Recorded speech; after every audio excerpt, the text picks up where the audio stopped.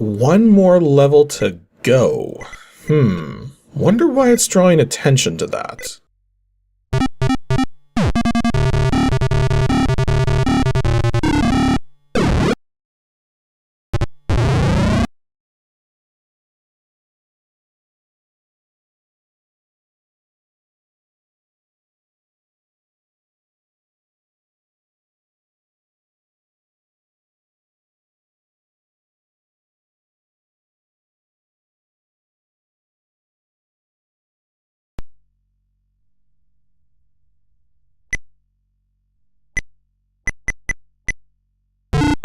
Since I needed a huge break after working so hard to get all the new side series stuff going and get my VR-focused video out, I decided to take this chance here on Ancient DOS Games to review a game I have had a copy of since childhood, given to me by a friend while I was 10 years old, simply titled xTetris. Now, as you can probably tell right away from the gameplay, this is yet another falling block style game, but it's definitely interesting to see something of a unique take on the format this early on, given that this game's pretty old by this point. However, if you're looking at the gameplay and thinking it looks really basic and boring, then yeah, I can confirm that it's really easy for one's attention to slip while playing this one.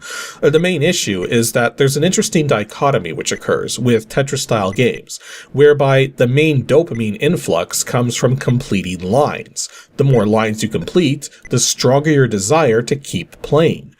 Here in xTetris, though, because it takes so long to complete just a single line due to how the pieces are put together, and due to how easy it is to mess things up, this game can get really boring really fast. But I mean, hey, at least it has some fun CGA renditions of things on the side that we can look at as we explore how this game works.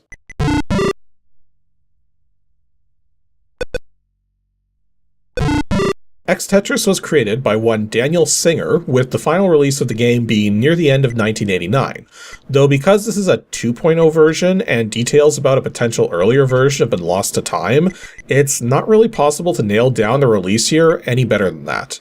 And, as is plainly obvious, this is a one-player arcade/puzzle game. It only supports CGA 320x200 4-color graphics, only supports the PC speaker for what few sound effects it has, and as for its current release date, the game has always been freeware, and as of right now, one place I know you can grab a copy from is the usual standby of the DOS Games website at www.dosgames.com. It does make me wonder, though, how my friend got this game back when I was a kid, given that the disc he gave me was just a handmade disc with the xTetris name scrawled onto a small label. Maybe grabbed it off of a BBS or something? That was a pretty common avenue for distributing freeware pre-internet. Though amazingly, the README file for the game does have an internet address listed, which naturally is .edu for being this early to the party and likely very out of service. Before you begin playing, you can actually select your starting level from 1 to 8. Now, as far as I'm aware, the game tops out at 8 levels, but level 8 is so fast it's nearly impossible to make any lines during it, so there's no way to know for certain just by that logic. Though the lack of a background graphics file for a 9th level is a pretty big giveaway that there's probably no secret levels beyond 8. Once you start playing, the goal is simple. Rack up points by dropping pieces into place and clearing lines. Each piece is made up of either a triangle representing half of a square, a full square, 2 triangles, 2 squares, or a triangle and square together. And each piece can be rotated around into a desired orientation. Given these constraints, you effectively have 2 kinds of single pieces which can drop, and 15 kinds of double pieces which can drop, with some of those doubles being notoriously difficult to place without screwing things up. However, this is where the X piece comes in. Every so often, a sequence of between 1 and 3 X pieces will drop in a row, with each X piece effectively erasing whatever tile it makes contact with. While this can be useful for clearing out mistakes, there are often times where you don't want to delete anything from the board. Thus, to avoid doing so, you need to drop the X piece straight to the bottom of the playfield, or at the very least, aim it towards a tile which is making things difficult, like a triangle sitting on top of a pillar of squares ready to dump things downwards. Yeah, one of the main tricks of the game is that these pieces slide against each other thanks to gravity.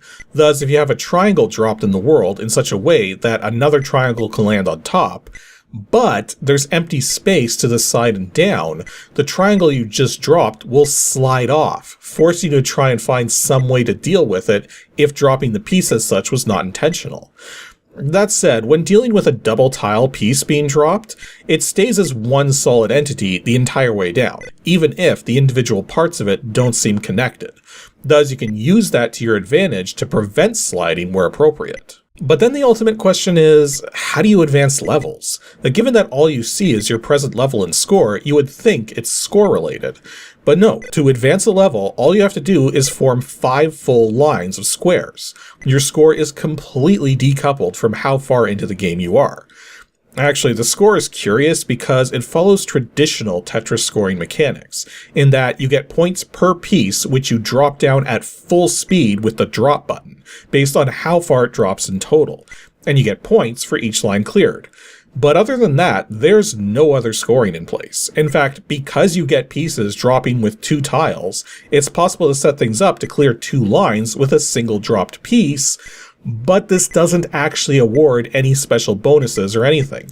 Clearing 2 lines at a time is worth just as many points as clearing 1 line and then a second line later. Also, getting a full clear of the board isn't worth any points either. Ironically, whether by intent or not, the game also has some similar spinning potentials as classic Tetris. Specifically, later versions of Tetris would award points for clearing lines with a move known as a T-spin, whereby clearing 1, 2, or 3 lines requires spinning a T-shaped piece at a particular point in order to be able to fit it in where it needs to go. Don't spin the piece, you can't fit it in. xTetris here has a similar thing going on, where it's possible to rotate pieces to get triangles to lock in with other triangles, whereby it normally wouldn't be possible to fit them together. And the only trick is that the rotation mechanics aren't exactly consistent, so it can be difficult to know if you've got a piece which can handle this the way you want it to, as the triangle that you want rotated into place may instead be the central pivot of the particular double tile piece being dropped, and thus you can't really get this to work out as desired. Speaking of dropping, the game does have a drop button, but similar to the original Tetris, you lose all sideways control upon doing this. But again, it's the only way to score points outside of making lines, is by dropping pieces in this manner. Now, there's also no next feature at all, meaning you can't ever know what piece is coming next, which is part of what makes it so hard to survive the final level. And lastly, before we move on, I was running into this weird bug, which would occasionally cause the game to accelerate to extreme speed for random bursts of time, kind of like what was happening in the DOS port of the original Street Fighter, if any of you remember my coverage of that game. I don't remember this happening back as a kid, and I'm kind of leaning into this being an emulation problem and not a problem with these games. But again, I lack the hardware to properly test any of that, at least at the moment. Okay, so when I mentioned what I had in store for today at the end of the latest filler video, I said that had my parents seen what was in this game at the age I owned this game, they likely would have tossed the disc into a metal bucket and set fire to it. Well, let's let the suspense sink in a little more as we go through the photos presented in each level in sequence, starting with level 1, which seems to be a photo of Albert Einstein. Except, well, I can't find the reference for this anywhere online. But the photos which look the closest have Einstein in different attire, and I can't find any photos at all where he's wearing something with an oval-shaped name tag. Almost as though this image was altered after the fact, or is an artistic redrawing of an original photo. And by the way, if anyone knows where any of these images may have actually been sourced from, not simply what they're based on, feel free to comment on it. Anyways, moving on to level 2, this is clearly Escher's waterfall. Except guess what? It's not. If you compare this image here to the actual Escher's waterfall, there's 2 huge giveaways that what's here in xTetris is a recreation. The first are the compound polyhedra at the top of the image that are slightly rotated to the side in the real lithograph, whereas here in xTetris, they're square on with the camera. The second is an even bigger tell. If you compare the alignment of the central pillars on the right tower with the building below, they're fairly centered on the real lithograph, but here in xTetris, the building beneath is way offset to the right, far too much to simply be some kind of strange digitizing error. At the same time, though, we see dithering artifacts in this image, which really begs the question of where it even came from. Moving on to level 3, we have a human skull. Nothing too outrageous, could have come from anywhere. Next we have level 4, which looks like an original moon landing photo, except the elements feel a little too close together. And sure enough, because NASA tracks this stuff extraordinarily well, I was able to source the original photo this is taking elements from, and yeah, they're clearly redrawn. And also, the flag and Buzz Aldrin here are closer together in xTetris than they were in the original photo. Now, level 5 features the famous Tutankhamun funerary mask. Though, rather than being a digitization of a photo, I think this is just a conversion of one of the Deluxe Paint drawing program examples, which, well, I'm not actually certain if those are photos or artistic redrawings of the mask. Either way, it feels like it came from Deluxe Paint. Level 6 is a shot of the United States White House, which there's so many photos of, we may never know the source of this one. And then we get to level 7, which is a deer in some grass and is yet another generic photo which would be difficult to trace the source of. So, what about level 8? Well, I guess there's no putting it off any longer. Let's make it to level 8. Okay, so first of all, censoring this because YouTube. Second of all, not all of the gameplay for the next while will be from level 8 because I can barely survive it for very long, but I'll keep the image up as we talk about it. Thirdly, I kind of understand the logic here of including an image like this one, seeing as it's a surprisingly classic nude photograph of Marilyn Monroe from the very first issue of Playboy magazine released at the end of 1953. But here's the crazy thing. As far as I can tell, this is the only unaltered photograph appearing in this game. No, seriously, I took a screenshot of this image, correctly resized it, and rescaled it to its original aspect ratio, since, yes, it's actually being stretched vertically here due to 320 by 200 resolution weirdness, and then overlaid that over an online image of the original photograph, and save for changes to the contrast and colors, it's a perfect match. But let's be real here as I temporarily stand on top of my little soapbox. I was the kind of kid who wasn't really fazed by stuff like this. Now, back when I originally saw this on our Tandy 1000 computer at the age of 10, my only thought was, why isn't this woman wearing any clothes? And I otherwise barely paid any attention to it. For me, nudity really isn't anything special, it's just people sans clothing. For the longest time, I did not understand why nudity was so socially frowned upon and rejected when things like violence and murder were somehow considered less offensive, at least for the part of the world I live in. The funny thing, though, is that I am now old enough to understand those reasons. And boy, are they asinine. I'm not going to go into a history lesson or the many complexities of censorship because I don't want to be here for another hour, so I'm just going to sum it up by saying that the grossly simplified reason behind the censorship of nudity is primarily a power and control thing, with little to nothing to do with actual offensiveness, and more to do with socially engineered offensiveness. Actually, while we're on the topic, I want to quickly clear up something else too. A long while back, with episode 231 of Ancient DOS Games, I was covering Albion, and I was making a joke about alien boobs not being censored in a K-to-A game.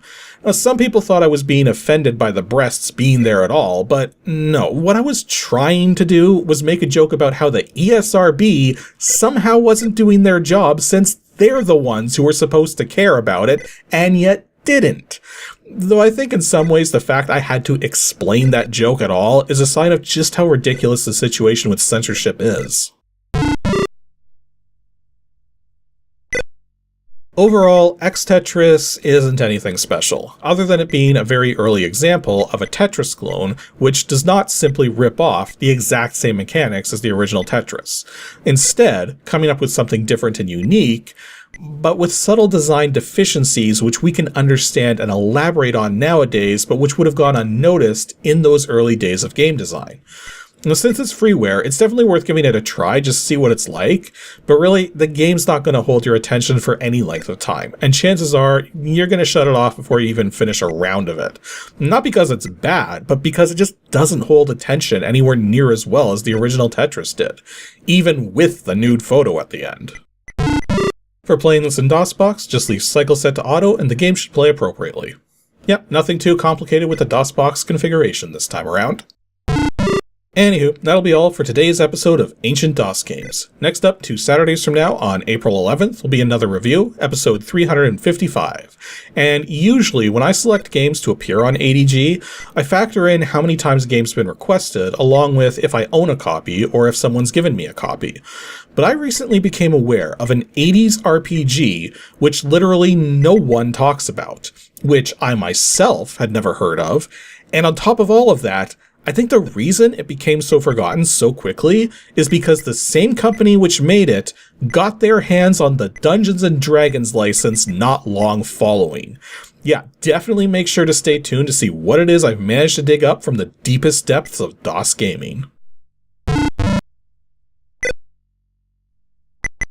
Thanks for watching, and extra special thanks to every one of my supporters over on Patreon. Whether it's $1 or $10, every little bit helps, so please consider joining the ensemble over at patreon.com/KASICK.